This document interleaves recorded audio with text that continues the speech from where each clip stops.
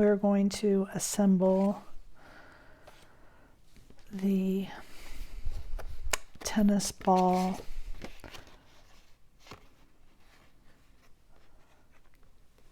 candy dome. I'm looking, and so I like to have 2 pieces for the top, 2 pieces for the bottom.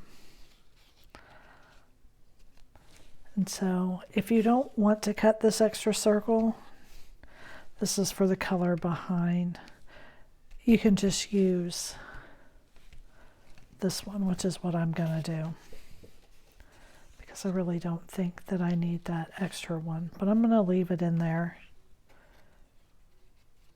in case anybody wants to do their swishes different colors than the tennis ball.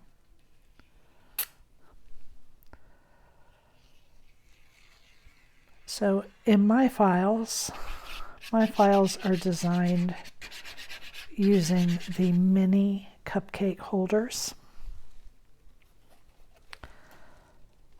I find these on Amazon. I get these particular ones. These are silver bottom. I did try some that were clear, and those were very flimsy, and the lids did not stay on the base very well at all. With the weight of the candy inside, they did not stay in place. So I would suggest using a color. These are silver.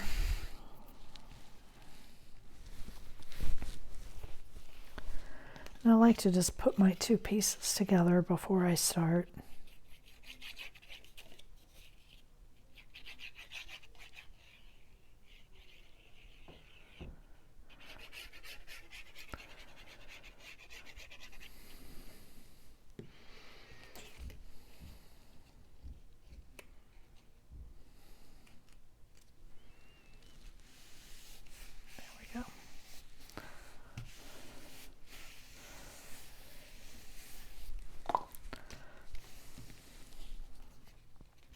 So this fits right over the base.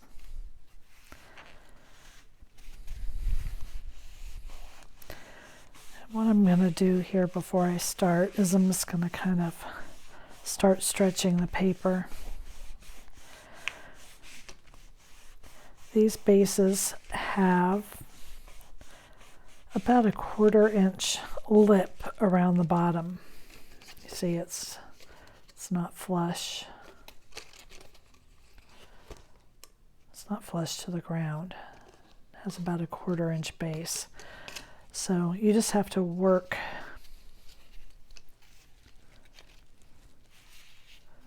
Let's see which way I want my.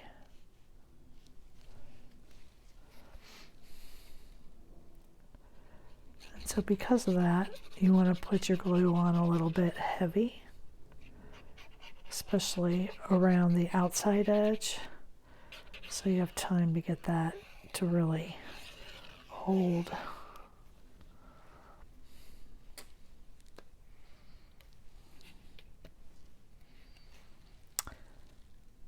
But the nice thing about these cupcake holders, is that they're food safe. So you can just put your unwrapped candy in them if you want. And they open and close very easily, so you don't have any trouble filling them or getting your candy out.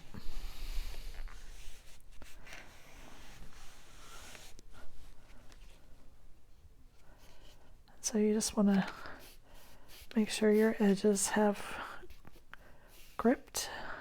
I just had that one spot that hadn't caught down real well.